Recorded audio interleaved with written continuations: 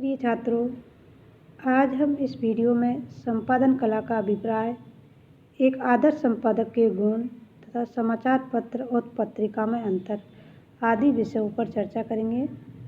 सर्वप्रथम, संपादन कला से क्या अभिप्राय है।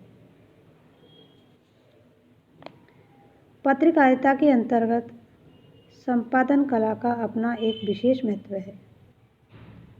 यह अपना एक अलग स्थान रखते हैं। समाचार पत्रों में प्रकाशन होने से पूर्व समाचार संपादित होते हैं, जिन्हें कोई योग्य संपादक अंतिम रूप प्रदान करता है।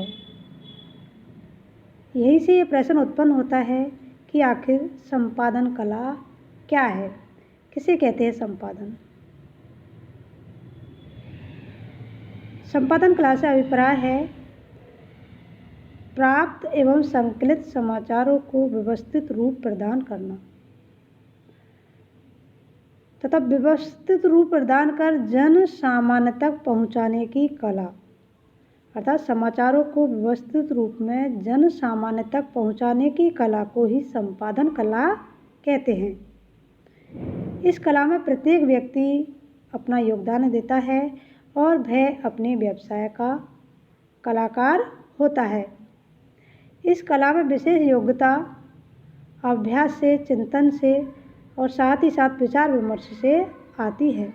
कहने का मतलब है कि संपादन कला तभी सार्थक होती है जबकि संपादक सजग हो, तीव्र बुद्धि वाला हो और अपनी बात को उचित ढंग से प्रस्तुत करने की कला रखता हो। इसलिए जो संपादन कला है उसके लिए एक आदर्श संपादक होना अनिवार्य है। संपादक को सभ्यता का प्रकाश स्तंभ, देश की धड़कन, राष्ट्रीयता एवं लोकतंत्रीय भावधारा का प्रचारक भी कहा जाता है। इसलिए उसमें निम्न गुणों का होना अनिवार्य है। एक संपादक में यदि ये गुण नहीं है तो वह एक सफल संपादक का पद ग्रहण नहीं कर सकता। संपादक सामान्य व्यक्ति नहीं होता। हर कोई व्यक्ति संपादन का कार्य नहीं कर सकता। संपादन वही कर सकता है जो बहुत से विषयों का जानकार हो और प्राप्त जानकारी को उचित एवं व्यवस्थित ढंग से प्रस्तुत कर की कला अर्जित कर रखी हो। ध्यान देने की बात यह है कि किसी वर्ग विशेष की रुचि किस प्रकार के समाचारों में अधिक होती है, किस प्रकार के समाचारों में कम होती है, और शिक्षक वर्ग बौद्धिक होने के कारण वैचारिक सामग्री को अधिक ध्यान से देखता है और पढ़ता है। अर्ध शिक्षित वर्ग वैसा नहीं करता है। अनपढ़ वर्ग लूटपाट, डकैती, चोरी आदि की घटनाओं में रुचि रखता है। तो इस प्रकार किस पाठक की किस चीज़ में रुचि है, इन सभी का ध्यान एक आदर्श संपादक रखता है। इसलिए एक आदर्श संपादक में निम्न गुणों का होना अति अनिवार्य है, जिसमें पहला है आदर्श निष्ठा। वह एक आदर्श निष्ठा का गुण अपने अंतर्गत रखता हो। जब तक उसके अंतर्गत आदर्श निष्ठा नहीं होगी वह एक अच्छा संपादक नहीं बन सकता। व्यापक दृष्टि, उसका जो दृष्टिकोण है वह भी व्यापक होना चाहिए। संकुचित दृष्टिकोण का व्यक्ति किसी भी दशा में एक अच्छा संपादक नहीं बन सकता। इसलिए उसका जो दृष्टिकोण है वह विशाल होना चाहिए, व्यापक होना चाहिए। व्यापक दृष्टिकोण अपनाकर ही वह अपने कार्यों को सफलतम सीढ़ी तक पहुंचा सकता है।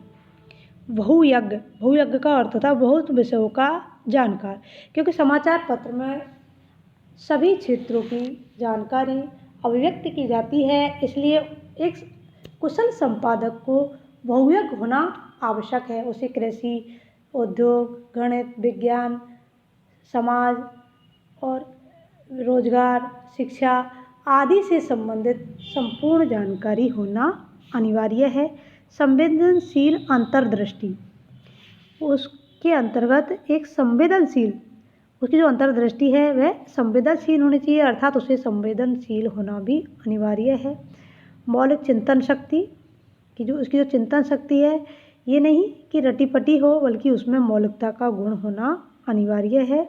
जन कल्याण की भावना से अभिप्रेरित हो। निर्भीक मतलब अर्थात वह डरपोक नहीं होना चाहिए, उसे किसी का डर नहीं होना चाहिए। वह एक निर्भीकता का गुण भी अपने अंतर्गत रखना अनिवार्य है। नैतिकता, नैतिकता तो समझते हैं, उचित अनुचित का ज्ञान भी उसे होना चाहिए। निष्पक्षता अर्थात उसे किसी के साथ भेदभाव नहीं करना चाहिए, तो निष्पक्षता भी उसके अंतर्गत होना अनिवार्य है। सत्यता, स्वतंत्रता और उत्तरदायित्व की भावना, ये गुण भी उसके अंतर्गत होना अनिवार्य है। यदि ये गुण नहीं है तो वह अच्छा संपादक किसी भी दशा में नहीं बन सकता। आज पत्रकारिता एक व्यवसाय के रूप में विकसित हो चुकी है, तो उसे प्रतिस्पर्धा में रहना ही है, परंतु इसके साथ ही पत्र के प्रचार प्रसार, क्रय, विज्ञापन, वितरण में भी स्पर्धा के लिए तैयार रहना चाहिए। इसीलिए स्वतंत्रता के उपरांत जीवन के अन्य क्षेत्रों की भांति पत्रकारिता का स्वरूप, उद्देश्य आदि में भी परिवर्तन आया है। अब हम चर्चा करेंगे समाचार पत्र और पत्रिका में अंतर। सामान्य तौर पर इन दोनों को एक ही मान लिया जाता है, जबकि ये दोनों अलग अलग हैं। समाचार पत्र और पत्रिका। समाचार पत्र में दिन प्रतिदिन की ताज़ा घटनाएं अभिव्यक्त होती है। समाचार पत्र में समाचार और विचार दोनों ही होते हैं, किंतु जो पत्रिका है उसमें विचार पक्ष पर अधिक बल दिया जाता है। और जो समाचार पत्र होते हैं ये अधिकांशतः दिन रोज की घटनाओं पर आधारित होते हैं और पत्रिका एक निश्चित अंतराल के बाद छपती है। पत्रिका अपने उद्देश्य, स्वरूप और प्रस्तुतिकरण में समाचार पत्र से भिन्न होती है, क्योंकि समाचार पत्र प्रतिदिन निकलता है, जबकि पत्रिका एक नियतकालीन प्रकाशन होता है।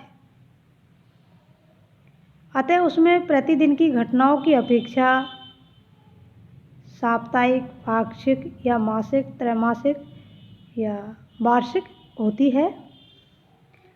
उद्देश्य की इस भिन्नता के अनुरूप पत्रिकाएं स्वरूप की दृष्टि से तो समाचार पत्र से भिन्न होती है। इन दोनों में जो मुख्य अंतर है वह यह है कि समाचार पत्र हम प्रतिदिन अनिवार्यतः सुबह सवेरे पढ़ते हैं ताकि पिछले दिन की घटनाओं को विस्तार से जान सके, जबकि पत्रिका हम अपनी सुविधा अनुसार अवकाश के क्षणों में पढ़ते हैं। बिल्कुल सही है, अवकाश के क्षणों में हम इसे पढ़ने में आनंद की अनुभूति करते हैं।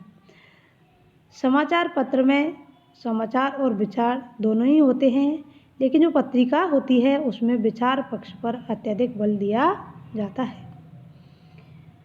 पत्रिकाएं बौद्धिक, सांस्कृतिक, आत्मिक एवं मनोवैज्ञानिक विकास में सहायक भी होती है। अब तो विशुद्ध रूप में शारीरिक विकास यानी स्वास्थ्य, रूपसज्जा आदि से संबंधित पत्रिकाएं भी आने लगी है। समाचार पत्र